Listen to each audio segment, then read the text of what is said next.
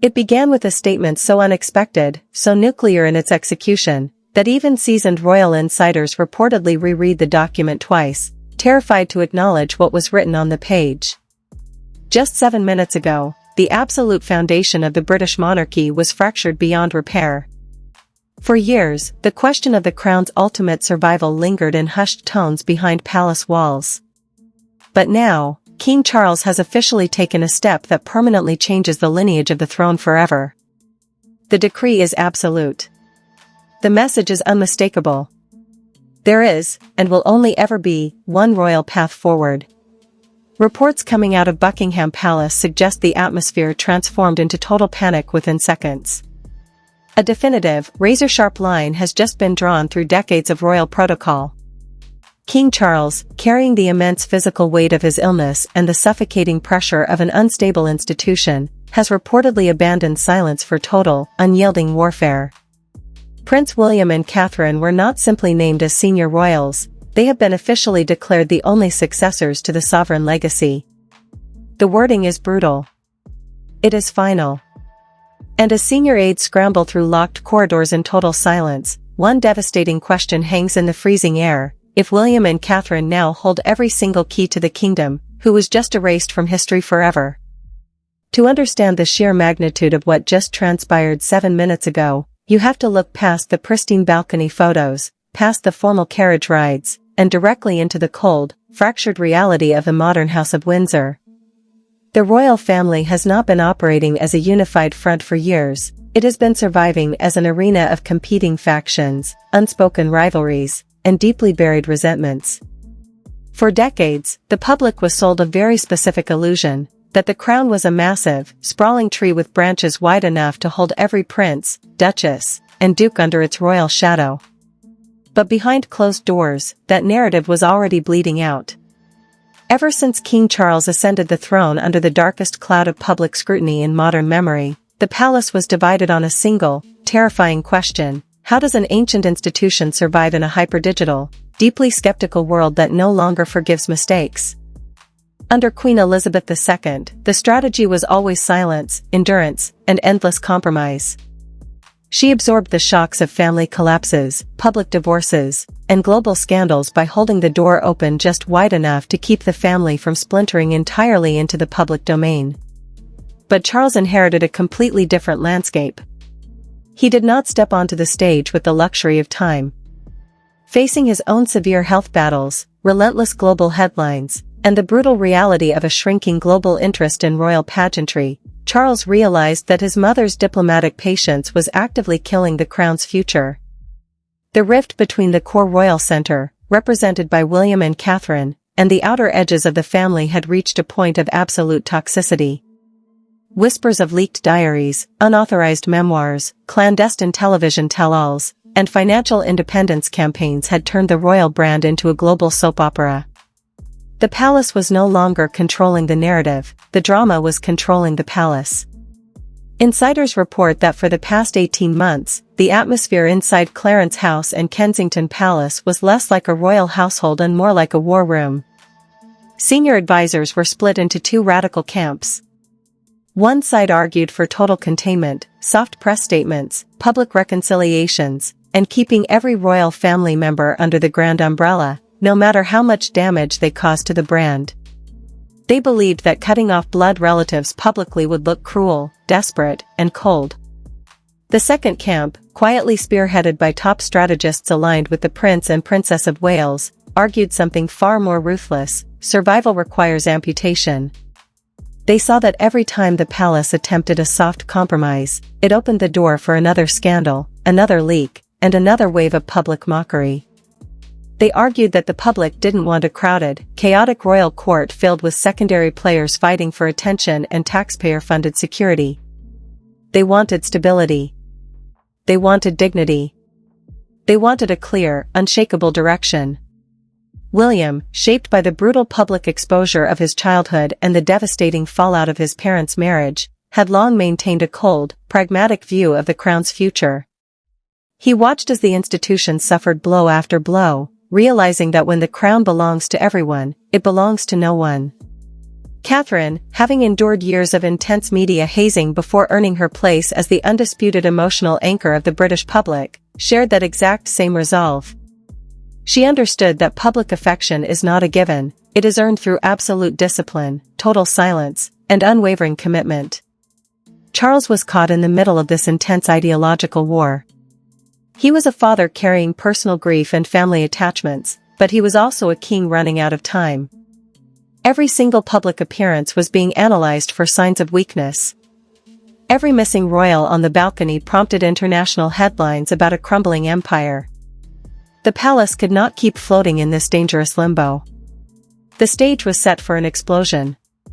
The tensions were locked in a pressure cooker that was bound to detonate the moment the king decided his legacy mattered more than internal diplomacy. The private meetings grew longer, the security protocols around internal drafts became absolute, and the whispers inside the halls grew terrified. Everyone knew a decision was coming. But nobody, not even the most hardened palace veteran, expected the sheer violence of the decree that was about to drop. It happened in the dead of night, far away from the glare of press cameras and official royal photographers. According to an explosive document leaked from within the Sovereign Grant Audit team, the definitive turning point took place during an emergency, unscripted summit called at Windsor Castle. There were no formal invitations sent through standard channels. No entries were made on the official court circular. At precisely 4 a.m., key legal representatives, the King's private secretary, and Prince William were summoned to a secure room in the royal apartments. The urgency was so extreme that top-tier security personnel were ordered to clear the surrounding corridors and disable standard internal communication logs for 3 hours. In that room, a document titled Project Aegis, Succession Clarity and Sovereign Realignment was laid out on the table. It was not a draft for public debate, it was a unilateral royal edict. The core directive was devastatingly simple. King Charles had formally executed a legal and institutional restructuring that officially designates Prince William and Princess Catherine as the sole operational successors, public representatives, and financial stewards of the royal estate. But it was the hidden clause in paragraph 4 that sent shockwaves through the legal team assembled in the room.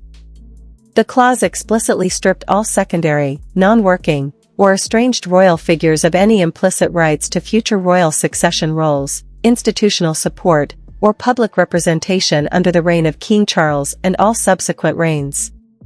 In plain language, the outer circle wasn't just being asked to step back, they were being legally and institutionally erased from the future operational blueprint of the British Crown. When the text of this inner decree was discreetly transmitted via encrypted satellite link to key affected individuals overseas and across private estates, the emotional fallout was immediate and explosive. Fake leaked encrypted messages allegedly sent between high-level aides that night paint a horrific picture of total chaos behind the scenes. One leaked palace text read, "It's done. The king signed it. No appeal. No secondary counsel. William and Catherine have total control of the narrative and the assets moving forward. Tell the team overseas to cease all draft press releases immediately. It's over." A second text, allegedly originating from a frantic communications officer stationed overseas, read, "He cut the line. He actually cut the line. We are completely blocked from the legal succession framework. Emergency calls are being rejected by the Buckingham switchboard. Get legal on the phone now." The emotional explosion behind closed doors was described by insiders as an absolute bloodbath of tears, screamed betrayals, and frantic emergency phone calls that went unanswered. Personal staff who have served the royal household for decades were reportedly seen weeping in private offices as security protocols were instantly updated to revoke access codes for non-cleared individuals.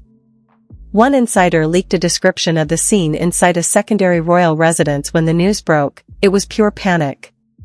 Papers were thrown, phones were smashed against tables, and the realization set in that there would be no negotiation.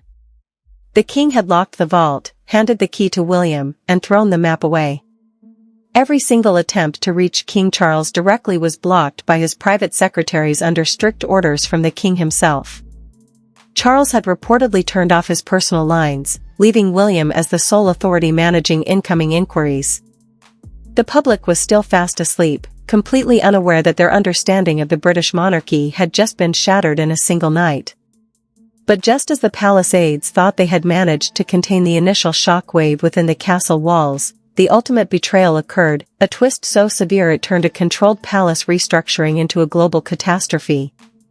A rogue staff member, facing immediate redundancy under the new streamlined operational budget, secretly snapped a high-resolution photograph of the signed executive summary page and uploaded it to an anonymous darknet server. Within minutes, the unthinkable happened. The document didn't just leak to top-tier journalists, it dropped directly onto the main servers of international news desks with a simple, terrifying subject line, "The end of the expanded crown." The moment the leaked document breached the digital perimeter of the internet, the world exploded into unadulterated chaos. What was meant to be a carefully orchestrated, slow-roll announcement over several weeks morphed into a global digital wildfire in less than 45 minutes. By 6 a.m. London time, the hashtag #OnlyWilliamAndKate was trending #1 worldwide, eclipsing every major geopolitical news story across social media platforms. Over 14 million posts were published in under 3 hours. The internet didn't just react, it fractured into total digital warfare. Social media feeds across the globe were flooded with screenshot leaks, red-circled document analysis, and panicked live streams from royal commentators trying to process the absolute severity of the reveal. Fake trending online threads painted a picture of a public completely paralyzed by shock. One viral commentator posted, "Wait, look at page 3 of the leak. Charles didn't just name William as heir, he legally stripped the remaining family members of any institutional leverage forever. This isn't a succession plan, this is an exile decree." Another breaking news handle stated, "Bombshell, leaked documents confirm King Charles has officially declared Prince William and Kate Middleton as his only true successors. The rest of the family has been cut out completely." Palace is currently on total lockdown. Major global television networks abandoned their scheduled morning programming to go live with emergency coverage. Anchorpersons stood before massive graphic walls displaying images of King Charles, Prince William, and Princess Catherine alongside dramatic red warning banners reading, "Royal line redrawn, only 2 successors declared." Celebrity commentary erupted instantly, adding gasoline to the inferno. High-profile media figures, Hollywood commentators, and international influencers began taking sides in what was rapidly becoming the most divisive pop culture event of the decade. Prominent talk show hosts launched unscripted rants on live television. One major American morning anchor openly declared, "This is a cold-blooded corporate takeover disguised as royal duty. King Charles just told the rest of his family that they are irrelevant to the future of the world's most famous dynasty." Meanwhile, prominent British commentators fiercely defended the move, shouting down guests in heated live broadcasts, "Finally! The king has done what needed to be done for 10 years. The monarchy is not a social club for disaffected royals, it is an engine of state, and William and Catherine are the only ones capable of driving it." Then came the second, far more terrifying twist, one that changed the narrative from a palace power play into an unprecedented constitutional crisis. At 8:15 a.m., high-level legal analysts reviewing the leaked document discovered a secondary embedded appendix that had been completely overlooked in the initial media frenzy. Appendix C contained an explicit directive regarding the Duchy of Cornwall and the massive royal trust funds. It didn't just allocate future funds to William and Catherine, it retroactively froze all secondary financial disbursements to all non-core family members effective immediately. Every single security budget, every housing allowance, every estate maintenance grant for secondary royals was instantly terminated. The king hadn't just removed their names from the future operational map, he had cut off their financial oxygen overnight. The panic in high society circles was immediate. Private jets linked to secondary royal figures were tracked on flight monitoring apps, making sudden, unexpected detours toward London. Rumors began circulating that emergency legal teams were assembling in Washington, Los Angeles, and Geneva to file an immediate injunction against the Crown Estate to block the execution of the decree. The palace was no longer just dealing with a leak, they were facing an all-out legal and public war with their own bloodline. Outside the heavy iron gates of Buckingham Palace and Windsor Castle, the physical world began mirroring the insanity of the digital space. Thousands of people began assembling in the early morning light, pushing against police barricades, waving flags, holding handwritten posters, and screaming over the noise of hovering news helicopters. The crowd was violently split down the middle. On one side stood staunch monarchists, holding portraits of Prince William and Princess Catherine, chanting their names in a thunderous show of support. To them, this was the ultimate triumph of duty, order, and dignity over years of self-serving royal chaos.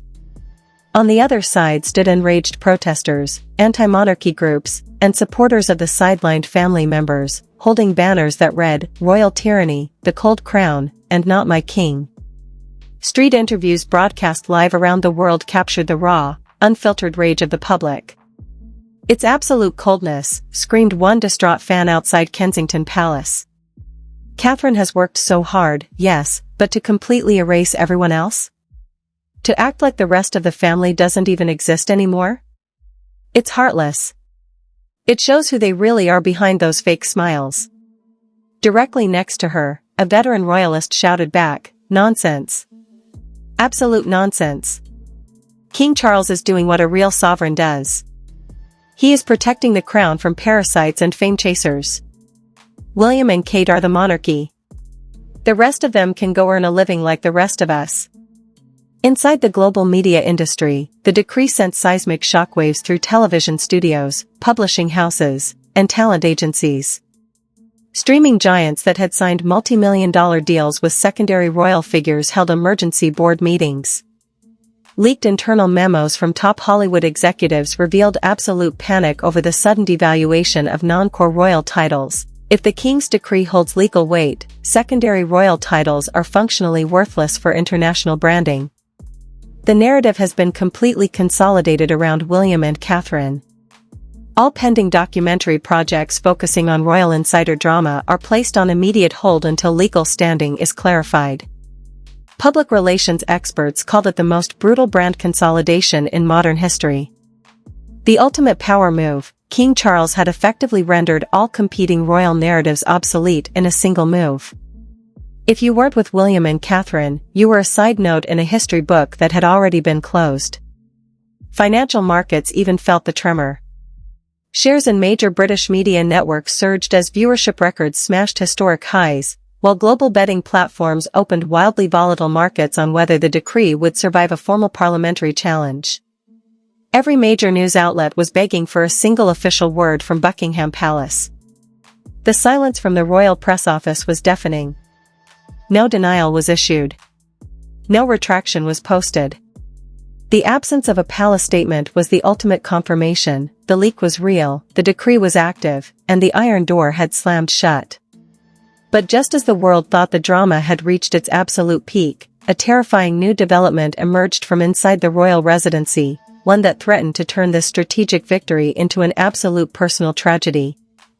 At 11:42 p.m. London time, as the global press roared outside the palace gates, an unprecedented security breach occurred inside the perimeter of the royal estate. A high-ranking member of the Royal Protection Command was seen abruptly leaving the private quarters of King Charles, carrying a sealed leather diplomatic pouch. Emergency protocol vehicles with blacked-out windows were captured on high-powered telephoto lenses speeding away from the rear entrance of Clarence House toward an undisclosed military airstrip. Then, the ultimate bombshell dropped, a revelation so severe it makes everything you have heard so far look like a mere prelude. A top-tier investigative journalist, speaking on a scrambled line to an international news broadcast, revealed the hidden truth behind the decree signed 7 minutes ago. King Charles did not act alone, and he may not have acted entirely of his own free will. According to deep-level security sources, the decree contained a final, highly classified codicil that was never meant to be seen by the public or even senior cabinet ministers. The codicil states that Prince William was granted immediate, sweeping regency executory powers over the Crown's institutional decisions, effective the exact moment the document was witnessed. This means King Charles has functionally surrendered total administrative command of the monarchy's future to his son. William is no longer just the heir waiting in the wings. He is officially holding the reins of the entire institution while his father battles severe health complications behind closed doors. And then came the cold, terrifying cliffhanger that has left the world paralyzed. The leaked document uploaded to the internet earlier was missing one single, vital detail on the final page. Under the line reserved for the official witness of the sovereign's seal, there was an unsigned space where Princess Catherine's formal royal sign-off was supposed to be placed. She did not sign it. Why would Catherine, the woman elevated to the absolute center of the crown's destiny, refuse to sign the document that cements her power forever? Did she realize the brutal human cost of erasing the rest of the family? Or did she discover a second, far more terrifying clause hidden within William's regency powers, a clause that changes her own future forever?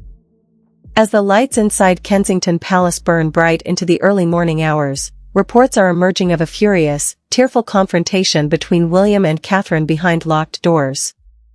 The battle for the British crown hasn't just begun, it has just turned infinitely more dangerous. This is a monumental shift in history unfolding right before our very eyes, and the fallout is far from over.